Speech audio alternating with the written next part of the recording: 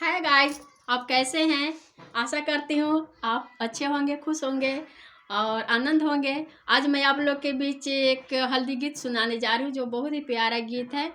तो इस गीत को आप ध्यान से सुने। अगर मेरे चैनल पे नए हैं तो सबसे पहले चैनल को सब्सक्राइब करना ना भूलिएगा। वीडियो को लाइक कमेंट करते रहिएगा। अगर जुड़ना चाहते हैं तो जुड़ सकते हैं और कमेंट करके ज़रूर बताइएगा ताकि मैं भी आपके चैनल पर आ सकूं और सपोर्ट करते रहिएगा। मैं सुनाने जा रही हूँ।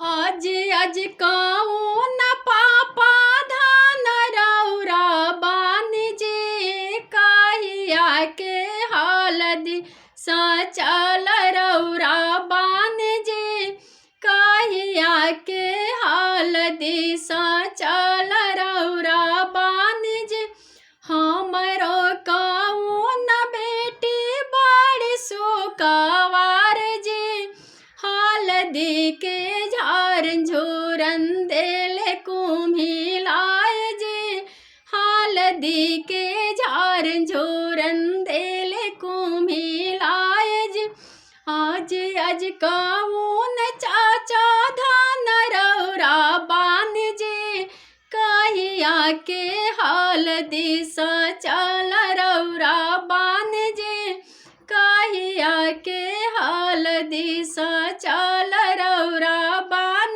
जे हमरो कौन बेटी बड़ी सुकवार जे हल्दी के झारन झोरन देले कुम्हिलाय जे हल्दी के झारन झोरन